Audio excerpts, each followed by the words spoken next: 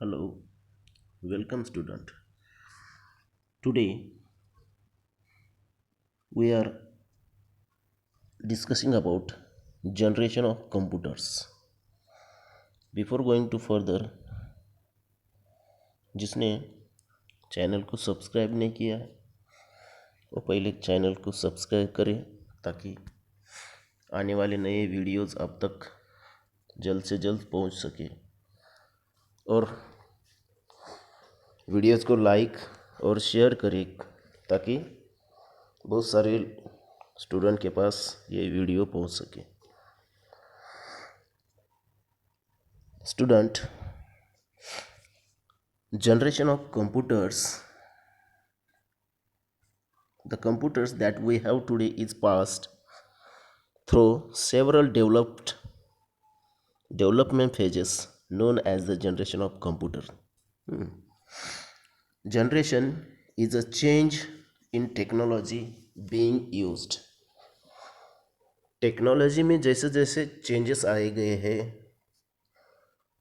उस स्टेप को हम जनरेशन ऑफ कंप्यूटर्स कहते हैं। देखो, क्योंकि शुरुआत के दिनों में जो कुछ भी कंप्यूटर्स दुनिया में बनाए गए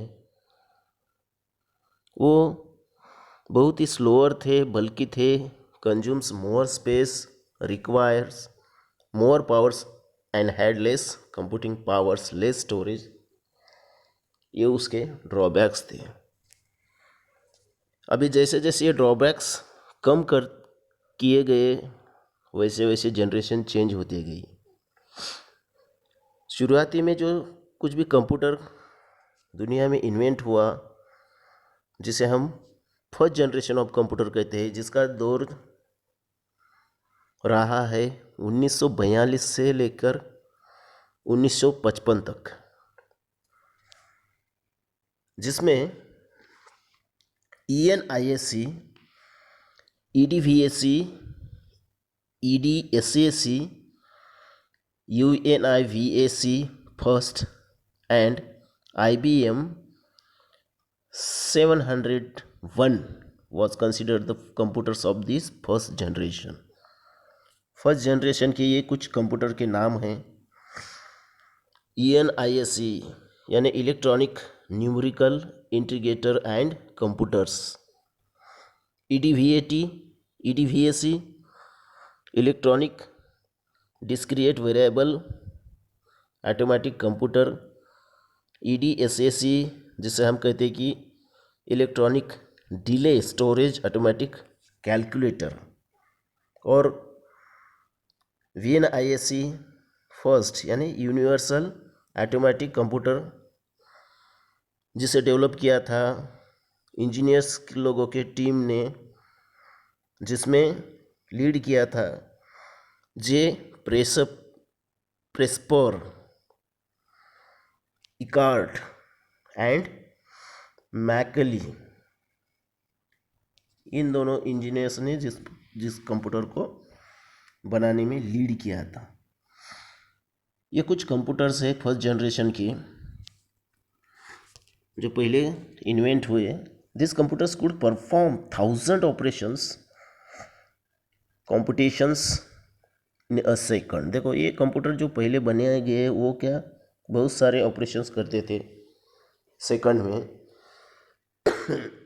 जिसमें वैक्यूम ट्यूब्स यूज किया जाता था। They required 1000 of vacuum tube. देखो, यहाँ पे वैक्यूम ट्यूब्स का एक डायग्राम दिया गया है। कंप्यूटर्स में इस तरह के ट्यूब, फर्स्ट जनरेशन के कंप्यूटर्स में इस तरह के ट्यूब, वैक्यूम ट्यूब इस्तेमाल किए हो जाते थे, जिसमें बहुत सारा स्पेस लगता था। The vacuum tubes were only switching device which was faster of that time. देखो, ये एक ही डिवाइस था उन दिनों यूज होता था। Vacuum tubes are Ferrigil glass device that use filaments and core of electron and could control and amplify electronic signals. Dr. John van Neumann introduce a new concept of stored program in 1946। देखो John Neumann ने एक concept use की थी 1946 में, stored program. In this concept a sequence of introduction and data can be stored in the memory of the computer and for automatically directed the flow of operation। देखो ये directed flow of operation होता था जो memory store करता था। The instruction were written in machine and assembly languages because high level programming language were introduce much later. देखो high level जो programming languages introduce हुई वो बाद में हुई, इसलिए ये असेंबल लैंग्वेज में ये मशीन रिटर्न करता था। The first generation computer did not have operating system. देखो जो फर्स्ट जनरेशन के जो कंप्यूटर्स थे उसमें ऑपरेटिंग सिस्टम यूज़ नहीं हुई, क्योंकि ऑपरेटिंग सिस्टम का यूज़ वो थर्ड जनरेशन से आया है। थर्ड जनरेशन में उसका इन्वेंशन हुआ है, इसलिए फर्स्ट जनरेशन में उसका पता ही नहीं था किसी को। ओके तो इसमें ऑपरेटिंग सिस्टम नहीं यूज़ किया जाता था। Therefore they were largely unusable only by electronic engineers. They can handle those who understood the logical structure. देखो इलेक्ट्रॉनिक इंजीनियर्स ही उसको हैंडल करते थे जिनको लॉजिकल स्ट्रक्चर अंडरस्टूड होता था, या फिर मशीन के जो असेंबली लैंग्वेज प्रोग्राम जिनको अंडरस्टूड है वही लोग उसे हैंडल कर पाते थे। They are fastest calculating device of their time. वो एक ही कैलकुलेटिंग डिवाइस उन दिनों अवेलेबल था, यानी फर्स्ट जनरेशन के कंप्यूटर्स। ओके और उसके ड्रॉबैक्स क्या थे कि वो साइज़ में बिग था, बल्कि था, कंज्यूम लार्ज पावर, जो इलेक्ट्रॉनिक पावर जो इलेक्ट्रिसिटी जो बहुत उसको खर्च होती थी, हीट जनरेट करता था वो, और उसमें बहुत कम स्टोरेज कैपेसिटी थी, और उसका जो कुछ भी वैक्यूम ट्यूब्स उसमें यूज़ होता था उसका लाइफ टाइम भी बहुत लेस था, इसलिए वो उसका मेंटेनेंस बहुत ही आता था फर्स्ट जनरेशन के कंप्यूटर का। इसलिए जो कुछ भी न्यू इन्वेंशन हुआ उसमें से सेकंड जनरेशन के कंप्यूटर्स दुनिया में आए हैं, जिनका टाइम पीरियड रहा है 1955 से लेकर 1964 तक, सेकंड जनरेशन का टाइम पीरियड। देखो सेकंड जनरेशन में जो कुछ भी कंप्यूटर्स थे उनके नाम IBM 700, Atlas and KL 1901 are the second generation computers. ये सेकंड जनरेशन के कंप्यूटर्स हैं। इन 1948 देखो 1948 में क्या हुआ, a switching device called transistor, ये ट्रांजिस्टर का इन्वेंशन हुआ। स्विचिंग डिवाइस देखो यहाँ पे उसका फिगर है ट्रांजिस्टर का, PNP transistor, NPN transistor, PN junction, ये जो जंक्शन ट्रांजिस्टर है उनका, इस डिवाइस का इन्वेंशन हुआ। Was invented by 3 scientist. ये 3 साइंटिस्ट लोगों ने उसका इन्वेंशन किया है, John Bardeen, William Shockley and Walter Brattain. और इन्होंने कहाँ पे इसका इन्वेंशन किया, बेल लैबोरेटरीज, USA के बेल लैबोरेटरीज में इसका इन्वेंशन किया है इन 3 लोगों ने। और उससे क्या हुआ कि कंप्यूटर के जनरेशन में एक तहलका मचा। In second generation computers the vacuum tubes are replace by the transistor. देखो वैक्यूम ट्यूब को रिप्लेस करके उसकी जगह क्या आ गया, ट्रांजिस्टर आ गया सेकंड जनरेशन में, which are comparatively smaller in size, lighter in weight and better electronic switching device. देखो वो वैक्यूम ट्यूब्स के कंपैरिजन में क्या था, साइज में छोटा था, लाइटर वेट में था, और इलेक्ट्रॉनिक स्विचिंग डिवाइस बेटर था वैक्यूम ट्यूब से। ओके, सेकंड जनरेशन में क्या हुआ और उस कंप्यूटर में क्या, second generation computers were manufacture using transistor instead of vacuum tube. Comparatively, transistors are very smaller, less expensive, more rigid and easier to handle. देखो ये हैंडल करने में भी इजी थे, एक्सपेंसिव में भी कम थे, ये सब कुछ या बेटर थे वैक्यूम ट्यूब से, और हाईली रिलायबल, भरोसेमंद भी थे, टिकाऊ थे, faster, consume very less power energy and didn't generate heat, और वो हीट जनरेट नहीं करते थे, उतने गर्म नहीं होते थे, यानी in 1957 magnetic tape was introduce as a faster more convenient secondary storage medium. देखो 1957 में मैग्नेटिक टेप का इन्वेंशन हुआ, जो सेकेंडरी मेमोरी स्टोरेज के लिए यूज होता गया. At that time single magnetic tape were stored data equivalent to 1000 punch card.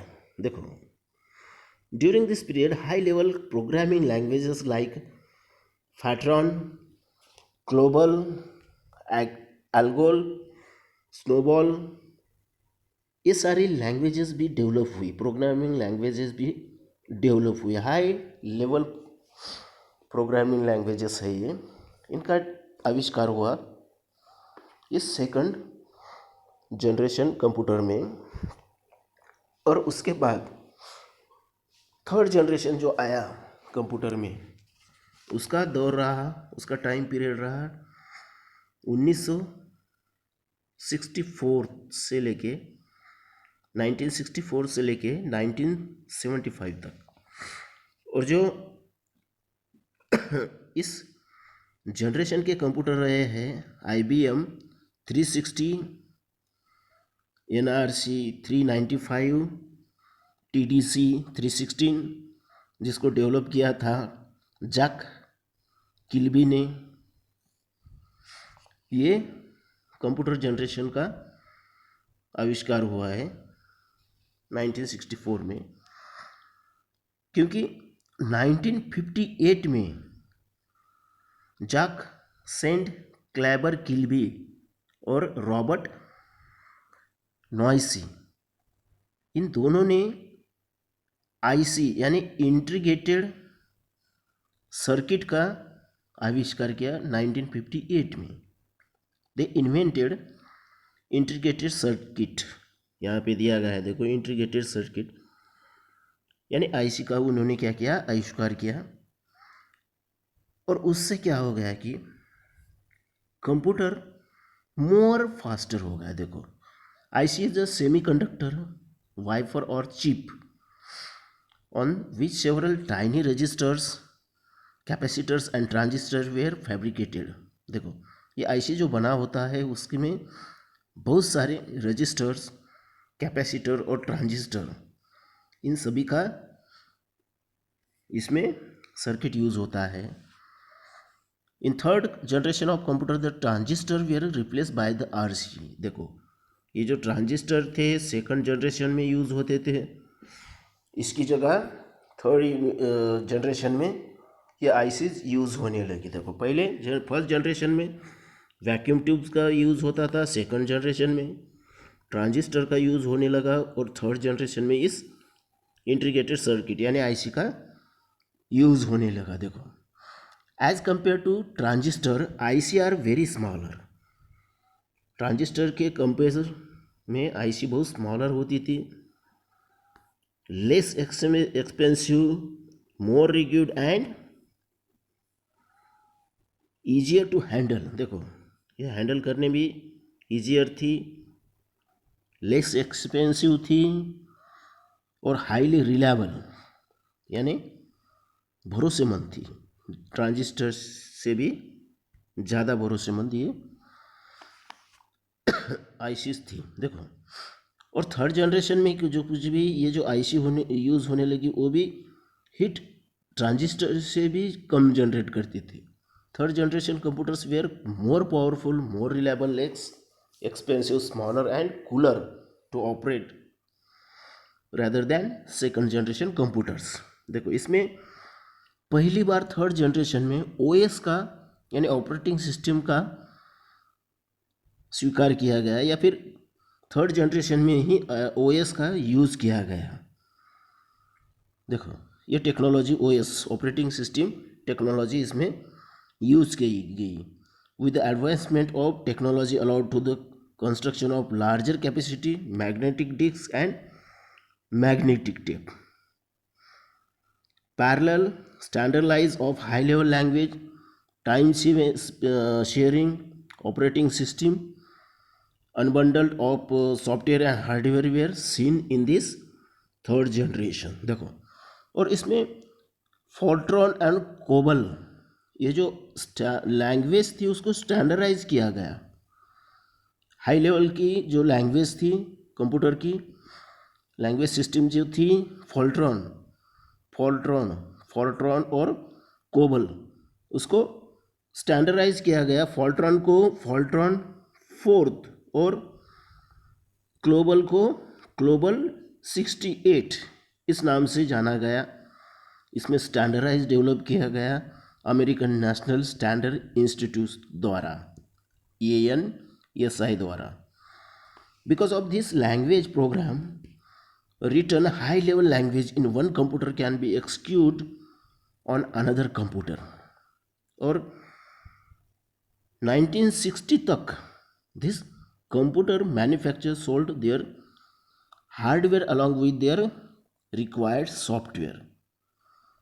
देखो उसके बाद जो कुछ भी इस जनरेशन में हुआ थर्ड जनरेशन में, the third generation computers were capable of programming 1 million instruction per second. They had faster and larger memory, primary memory and secondary storage devices. They were totally general purpose machine. They had time sharing operating system and unbundled hardware and software. इसमें दोनों का use होने लगा. और उसके बाद जो generation आया कंप्यूटर में फोर्थ जनरेशन जिसे हम कहते हैं, इसका दौर 1975 से लेकर 1989 तक चला. इसका टाइम पीरियड है फोर्थ जनरेशन का. और जिसमें फोर्थ जनरेशन में DEC-10 स्टार 1000 ये कंप्यूटर इस नाम के कंप्यूटर्स इस फोर्थ जनरेशन में डेवलप हुए. देखो और इस फोर्थ जनरेशन में जनरेशन कंप्यूटर्स में VLSI सर्किट का यूज़ किया. VLSI यानी very large scale integrated circuit यानी माइक्रो प्रोसेसर का यूज़ किया गया इस फोर्थ जनरेशन में. देखो फोर्थ जनरेशन में कंप्यूटर इतना डेवलप हो चुका था. देखो हमारे जो कुछ भी छोटे छोटे ब्लैक एंड वाइट टीवीज़ थे, देखो छोटे पोर्टेबल यानी बहुत स्मॉल टीवीज़ थे, उस तरह कंप्यूटर्स इस फोर्थ जनरेशन में डेवलप हुए. देखो VLSI circuit having about 5000 transistor and other circuited element and their associated circuit on a single chip made it possible to having microprocessor. देखो प्रोसेसर यूज़ होने लगा और उस प्रोसेसर की जो कुछ भी कैपेसिटी थी वो 5000 ट्रांजिस्टर की और अदर सर्किट एलिमेंट की उसमें कैपेसिटी थी. देखो इतना फास्ट फोर्थ जनरेशन तक हमारा कंप्यूटर हो चुका था. देखो उसके बाद जो फोर्थ जनरेशन में ही computers become a powerful, compact, reliable and affordable. इसमें 1981 में IBM introduce computer for home user. IBM ने कंप्यूटर इंट्रोड्यूस किया होम यूज़र्स के लिए. IBM यानी इंटरनेशनल बिजनेस मशीन्स जिसे हम कहते हैं.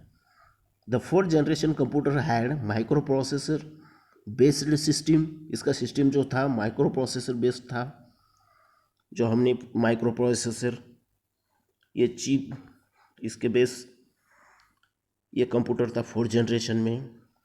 Okay, so they were cheap, faster, accurate, reliable compare as compare to earlier generation. देखो पहले जनरेशन से कंपेयर किया तो ये बहुत चीपर था, सस्ता था, फास्टर था, रिलायबल था, एक्यूरेट था इस जनरेशन का कंप्यूटर. और ये इसमें इनपुट और आउटपुट डिवाइस भी डेवलप हुआ जब तक 4th जनरेशन में. और जो हाई स्पीड कंप्यूटर था, नेटवर्किंग, इसी जनरेशन में इंट्रोड्यूस हुआ. और ये जो कंप्यूटर्स थे वो multiple computers connected together for data and resources sharing system इसमें था. और इसमें बहुत सारे 4th जनरेशन में बहुत सारे न्यू ऑपरेटिंग सिस्टम भी डेवलप हुए, जिसमें डॉस ऑपरेटिंग सिस्टम, DOS, उसके बाद माइक्रोसॉफ्ट विंडोज़ भी इसी 4th जनरेशन में डेवलप हुआ. UNIX, इस तरह के ऑपरेटिंग सिस्टम्स इस 4th जनरेशन में डेवलप हुए. अभी जो लास्ट जनरेशन रहा है 5th जनरेशन ऑफ कंप्यूटर, जिसे हम फ्यूचर जनरेशन ऑफ कंप्यूटर भी कहते हैं, जिसका आविष्कार हुआ या फिर जिसका डेवलपमेंट हुआ 1989 से, और ये अभी तक चलता आ रहा है क्योंकि इसका एंड नहीं हुआ है. जिसमें हम देखते हैं कि जिसमें डेस्कटॉप, जो हमारे होम पीसीज है, पर्सनल कंप्यूटर्स है, उसके बाद पोर्टेबल पीसीज जिसे हम कहते हैं कि notebook, ultra book, laptop, tablet, और जो हैंड होल्ड पीसीज जो है हमारे PDA, स्मार्टफोन जिसे हम कहते हैं, ये इसी 5th जनरेशन की देन है हमें, जिसको हम फ्यूचर जनरेशन कहते हैं. 5th generation computer use chip off ULSI. देखो इसमें कौन सी चिप यूज होने लगी 5th जनरेशन में? ULSI, ultra large scale integration जिसे हम कहते हैं.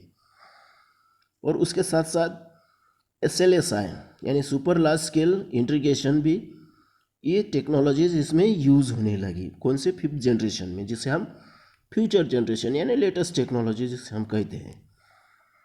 और इसका एम का क्या था 5th जनरेशन का? To develop a computer based parallel computing and artificial intelligence.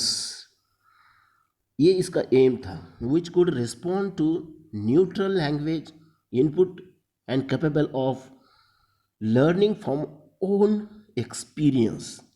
ये इसका एम रहा है 5th यानी फ्यूचर जनरेशन कंप्यूटर का. 5th generation computer are able to recognize images and graphics. देखो इसमें ग्राफिक्स और इमेजेस रिकॉग्नाइज होने लगी 5th जनरेशन के कंप्यूटर में. And able to solve highly complex problem including decision making, logical reasoning. ये problem solving भी इसमें 5th जनरेशन में होने लगी. इसमें ऑप्टिकल डिस्क का यूज किया गया, जिसमें हमारी CDs है, DVDs है, are introduce in this 5th generation as a portable mass storage media. देखो today's personal computer allow up to 4 GB यानी gigabytes of primary memory and up to some TB यानी terabytes of main memory. इसमें storage system आया है. देखो क्योंकि हमारे जो कंप्यूटर में हम 4 GB तक क्या, जो कुछ भी रैम होती है हमारे कंप्यूटर में 4 GB, और रोम वो एक्सपांडेबल रहता है TB तक, बहुत सारे TB तक जो हम यूज़ करते हैं. देखो रैम रोम ये 5th जनरेशन की ही देन है हमें, यानी फ्यूचर जनरेशन जो लेटेस्ट में हमारे चल रहा है, जिसमें बहुत सारे इनोवेशन होते रहे. Communication technology better because faster than day by day. देखो communication technologies day by days क्या हुए हैं, फास्टर हुए हैं. And new concept of virtual world with applications like e commerce, e learning, virtual library, ये सब कुछ इस जनरेशन में आया है. क्योंकि वर्चुअल लाइब्रेरीज आई हैं, ई लर्निंग आया है, ई कॉमर्स आया है, ये सब कुछ ये इसमें day by day faster new concept आती जा रही है. देखो, और इस फिफ्थ जनरेशन में all high level languages are using, सभी हाई लेवल लैंग्वेजेस में यूज किए गए हैं, like C, C++, Java, net, DBMS, database management system, Python, ये सब कुछ लैंग्वेजेस इसमें यूज़ होती रही है. देखो, tremendous processing powers, massive storage capacity, compact in size, less power distribution, inexpensive, highly portable, use of multimedia applications, user of friendly interface, ये सारी इस कैरेक्टरिस्टिक जो है इस फिफ्थ जनरेशन कंप्यूटर की यानी फ्यूचर जनरेशन कंप्यूटर की रही है. इसमें ये सब कुछ कैरेक्टरिस्टिक है, ये सब कुछ उसके प्लस पॉइंट्स हैं हमारे लिए. देखो, तो इस तरह से ये फिफ्थ जनरेशन का दौर चल रहा है. सो स्टूडेंट, हमने जनरेशन ऑफ कंप्यूटर्स में हमने कंप्यूटर्स के जनरेशन क्या होते हैं, फर्स्ट जनरेशन का जो कुछ भी दौर रहा है उसका कालखंड रहा है 1942 से लेके 1955 तक, और उसमें कौन कौन से कंप्यूटर्स रहे हैं और उसके फंक्शंस क्या हैं, उसमें कौन सी सिस्टम यूज़ की गई है. फर्स्ट जनरेशन में वैक्यूम ट्यूब यूज़ किया गया है. उसके बाद सेकंड जनरेशन आया, उसमें 1955 से लेकर 1964 तक ये जनरेशन चला है, जिसमें ट्रांजिस्टर का यूज़ वैक्यूम ट्यूब के रिप्लेस में किया गया. और उसके जो कुछ भी कंप्यूटर्स रहे हैं उस जनरेशन के IBM 700, एटलास और KL 1901 ये हमने देखे. उसमें जो कुछ भी प्रोग्रामिंग लैंग्वेज यूज़ की गई, फोर्ट्रॉन, ग्लोबल, एल्गोल और स्नोबॉल, ये उस सेकंड जनरेशन के कंप्यूटर में डेवलप किए गए. उसके बाद आया थर्ड जनरेशन, जिसका हमने देखा डिटेल में. थर्ड जनरेशन जो रहा है वो 1964 से लेके 1975 तक रहा है, जिसमें इंटीग्रेटेड सर्किट का यूज़ किया गया है यानी IC का यूज़ किया गया. और इस दौर के जो कुछ भी कंप्यूटर्स रहे हैं IBM 360, NCR 395, TDC 316, ये कंप्यूटर सामने देखें थर्ड जनरेशन के.